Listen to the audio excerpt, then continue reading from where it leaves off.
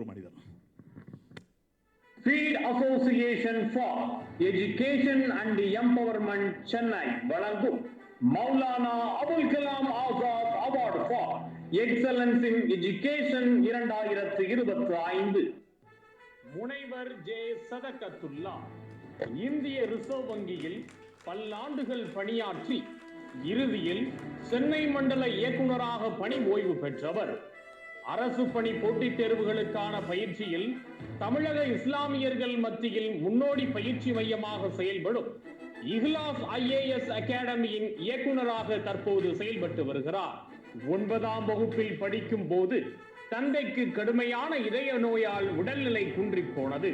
5 வயதில் முதல் வகுப்பில் சேர தயாராக ஒரு தம்பி, 8 மாத குழந்தையாய் இன்னொரு தம்பி, அதிகம் படித்திராத வெளி உலகம் தெரியாத தாய், தொடர்ந்து படிக்க அறவே வாய்ப்பில்லாமல் குடும்ப பொறுப்பை எடுத்துக் கொள்ள வேண்டிய சூழலில் அந்த 14 வயது மகனை விட்டுவிட்டு தந்தை மரணமடைந்து விட்டார். மிகச் சிறு வயதில் இக்கட்டான இந்த சூழலில் அந்த தாயின் தியாக வரலாற்றால் தொடர்ந்து கல்வி கற்கும் வாய்ப்பை பெற்றார் ஜனாப் சதகத்துல்லா அவர்கள். குடும்ப சூழல், பொருளாதார சவால்கள், தம்பிகளின் எதிர்காலம் என சிறு வயதில் பெரும் பாரத்திற்கு மத்தியிலும் தாயின் கனவை நனவாக்கும் வகையில் சிறப்பாக பயின்றார். வாய்ப்புள்ள இடங்களில் எல்லாம் கல்வி ஊக்க உதவி தேர்வுகள் எழுதியும் உறவினர்கள் சிலரின் ஒத்தாசையாலும் கோவை வேளாண்மை கல்லூரியில் இளங்கலையும், புகழ்மிக்க புதுடெல்லி பூசா பல்கலைக்கழகத்தில் முதுகலையும் பயின்றார். பின்னர் பொருளாதாரத்தில் முனைவர் பட்டமும் அமெரிக்காவில் MS மேனேஜ்மெண்ட் பட்டமும் பெற்றார். ரிசர்வ் வங்கியின் பல்வேறு நிலைகளில் சிறப்பாக செயல்பட்டு இறுதியில் சென்னை புதுவை மண்டல இயக்குநராக பணி ஓய்வு பெற்றார். UPSC தேர்வு எழுதி IAS ஆக விரும்பிய ஜனாப் சதகத்துல்லா அவர்கள் நேர்முக தேர்வு வரை சென்று குரூப் B புதுச்சேரி சிவில் சர்வீஸில் தேர்வானார். அந்த அறிவிப்பு வருவதற்கு சற்று காலதாமதம் ஆக அதற்குள் ரிசர்வ் வங்கி கிரேட் B தேர்வில் தேர்வானதால் அங்கு பணிக்கு சேர்ந்தார். ரிசர்வ் வங்கியில் பணியாற்றிக் கொண்டே மீண்டும் IAS தேர்வு எழுத முயற்சிகள் எடுத்த போது ரிசர்வ் வங்கி கிரேட் B பணியாளர்கள் UPSC தேர்வுகள் எழுதக்கூடாது என்ற ரிசர்வ் வங்கி விதி அவரது விதியை மாற்றியது. அப்போதைய ரிசர்வ் வங்கி ஆளுநரும் பிறகு நாட்டின் பிரதமரான டாக்டர் மன்மோகன் சிங் வரை போய் அவர் முறையிட்டாலும் அந்த விதியை தளர்த்த இயலவில்லை. இறைவன் விதித்ததே நடக்கும், அதுவும் நன்மையாகத்தான் இருக்கும் என்ற திடமான நம்பிக்கையில் ரிசர்வ் வங்கி பணியை கண்ணும் கருத்துமாக பார்த்து படிப்படியாக பல நிலைகள் உயர்ந்து அதன் மண்டல இயக்குநராக பணி ஓய்வு பெற்றார். தான் IAS ஆகவில்லை என்றாலும் பல பேர் IAS ஆக தூண்டுதலாக அமைந்தார். பணி ஓய்வு பெற்ற பின் இஹ்லாஸ் IAS பயிற்சி மையத்தின் இயக்குநராக தொடர்ந்து சேவையாற்றி பல இளைஞர்களை IAS ஆக தூண்டி வருகிறார்.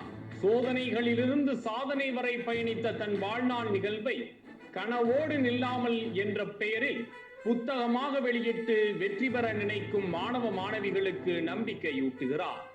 தான் கடந்து வந்த பாதையை கொஞ்சமும் மறக்காமல் தன்னை போன்றவர்களின் கல்வி முன்னேற்றத்திற்காக வாய்ப்புகளை உருவாக்க முயன்று வருகிறார்.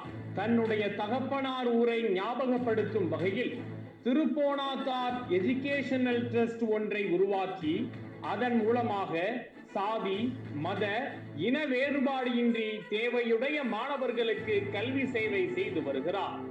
அந்த ட்ரஸ்ட் சார்பில் ராஜகம்பீரத்தில் தன் தந்தை நாமத்தில் அப்துல் காதர் ஜெயினுல்லாபுதீன் நினைவு நூலகம் ஒன்றை உருவாக்கி நவீன தொழில்நுட்பத்துடன் கூடிய கற்றல் சூழலை இலவசமாக பெறும் வாய்ப்பை உருவாக்கி இருக்கிறார். தகுதியான தேவையுடைய மாணவ மாணவிகளுக்கு தன் தாய் பெயரில் Hajiya Basheera Bivi memorial endowment fund ஒன்றை உருவாக்கி அதன் மூலமாக கல்வி உதவித்தொகை வழங்கி பல விளிம்புநிலை குடும்பத்து மாணவ மாணவிகளின் எதிர்காலம் சிறக்க அவர்களுக்கு பேராயுதமாக கல்வியை வழங்கி வருகிறார். காரணங்கள் பல சொல்லி முயற்சி செய்ய மறுக்கும் இன்றைய மாணவ மனநிலைக்கு முரணாக நிஜமான சோதனைகள் பல சந்தித்தும் சாதனையாளராக தன் வாழ்நாளை வாழ்ந்து காட்டி நன்றி மறக்காமல் இன்று சமூகத்தையும் கல்வி சார்ந்த இயங்க ஒத்துழைத்துக் கொண்டிருக்கும் முனைவர் ஜே சதகத்துல்லா அவர்களுக்கு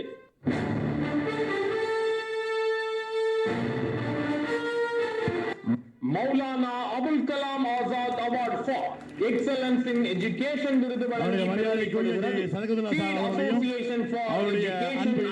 அவர்களையும் மேடைக்கு வருமாறு அன்பாக அழைக்கின்றேன்.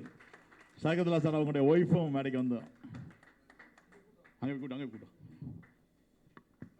நீங்க வாங்க சார்.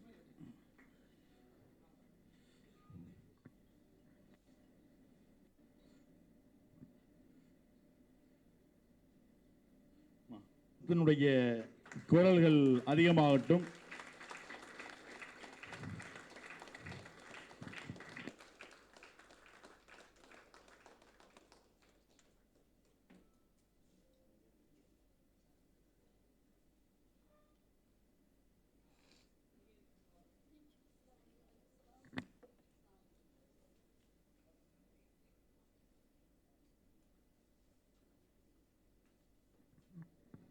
நம்முடைய சதகத்துல்லா சார் அவர்கள் அவருடைய துணைவியாரை பாராட்டுகின்ற வகையிலே, அவர்களுக்கு நன்றி சொல்லுகின்ற வகையிலே அவருக்கான பாராட்டு பத்திரத்தை எங்கள் தலைவருடைய துணைவியார் சுல்தானா மேடம் அவர்கள் மேடைக்கு வந்து கொடுக்குமாறு அன்பாக அழைக்கின்றேன். கொஞ்சம் சீக்கிரம் வரலாம். சுல்தானா மேடம் அவர்கள் எங்கள் தலைவர் கமல்நாசர் சாருடைய துணைவியார் இங்கே வருகை தந்திருக்கின்றார்கள். அவரை மேடைக்கு வருமாறு அன்பாக அழைக்கின்றேன். அமைப்பினுடைய தலைவரை எங்களுக்கு சேவை செய்வதற்காக வேண்டி பல தியாகங்களை செய்த சுல்தானா மேடம் அவர்கள் மேடையிலே இப்போது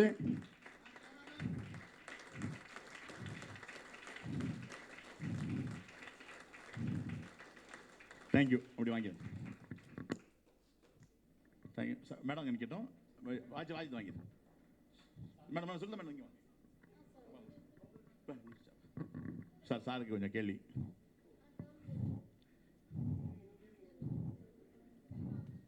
நம்ம செக்ஷனுக்கு போயிடும் சார். சார் அந்த 9ஆம் கிளாஸ் படிக்கும்போது ஒரு 16 ரூபா ஃபீஸை வச்சுக்கிட்டு அடுத்து படிக்கணுமா வேணாமா இல்லை குடும்பத்தை பார்க்குமா ஒரு சூழ்நிலை இருந்தீங்கல்ல, அந்த சூழ்நிலையிலிருந்து இன்றைக்கு இந்த மேடையில் நிற்கின்ற போது உங்கள் மனநிலை மாற்றம் எப்படி இருக்கின்றது? சபை கூட உட்காந்துருந்தாங்க, கண்ணை துறைச்சிட்டு உட்காந்துருந்தேன்.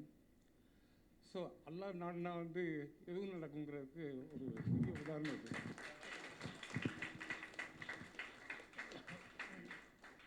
8ஆம் கிளாஸ் பாஸ் பண்ணியிருக்கேன்.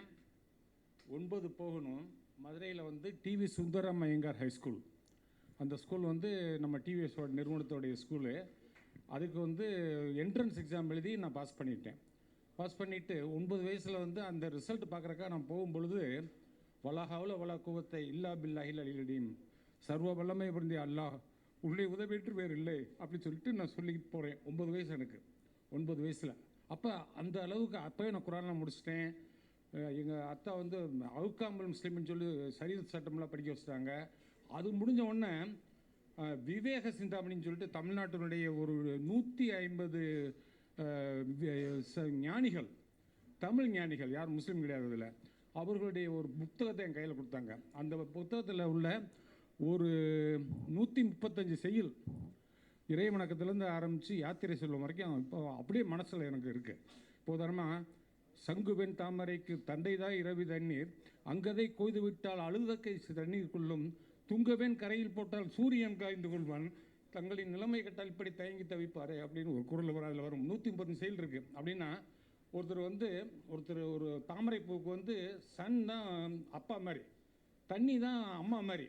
ஆனால் அது வந்து அந்த ரூட்டு கட்டாகி அது மிதக்க ஆரம்பிச்சிச்சுன்னா தண்ணியே கொண்டுரும், தரையில் போட்டிங்கன்னா சூரியனை காஞ்சிரும். தங்களின் நிலைமை கட்டால் இப்படி தயங்கி தவிப்பார் அப்படின்னு இது மாதிரி ஒரு அறிவுபூர்வமான ஒரு கருத்துக்கள்.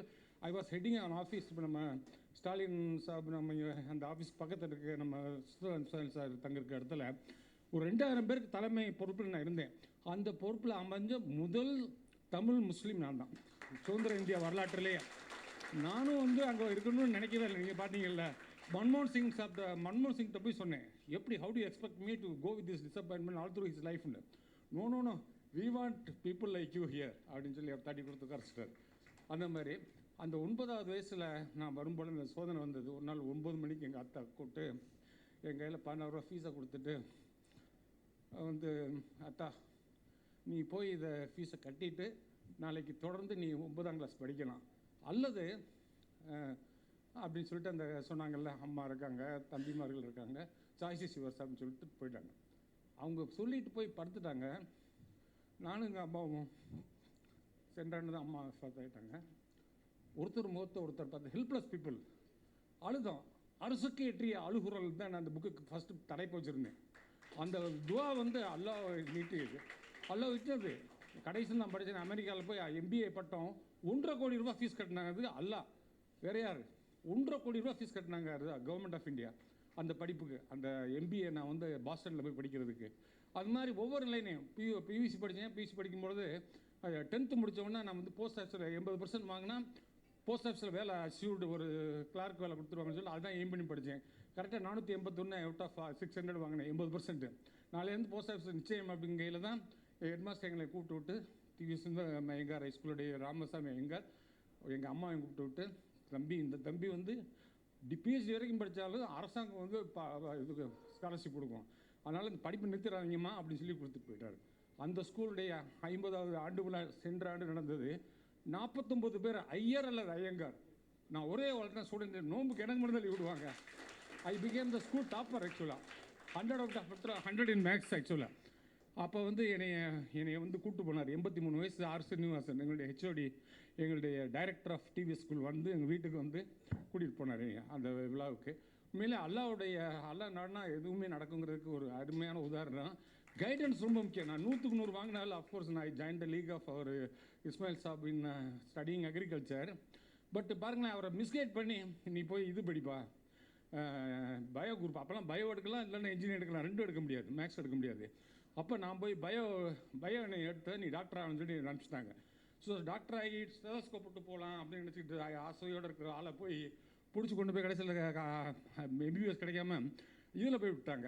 எங்கள் விவசாய கல்லூரி, எங்களுக்கு இன்னொரு பேர் இருக்குது, மண்வெட்டி college.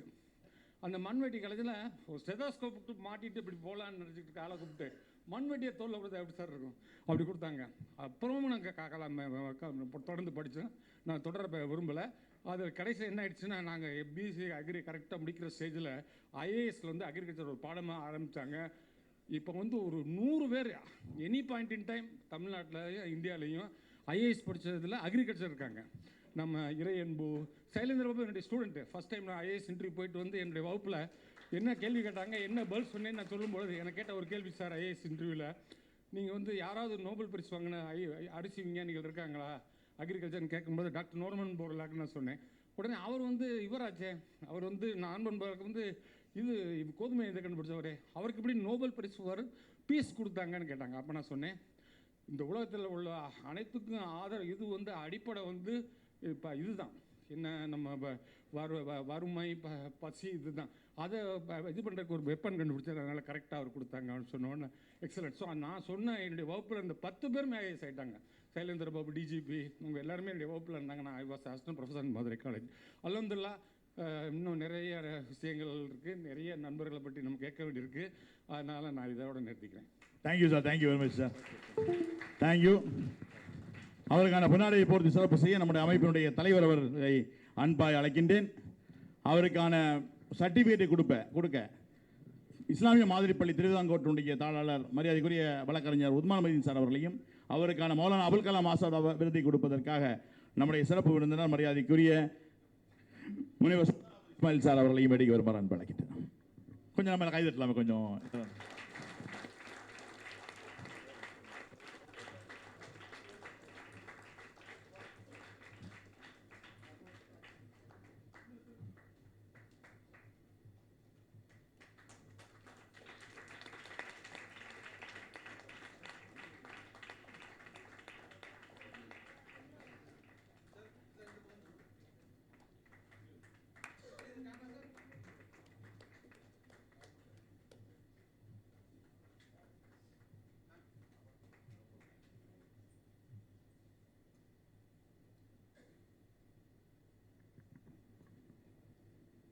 Thank you sir, thank you very much, thank you sir, thank you.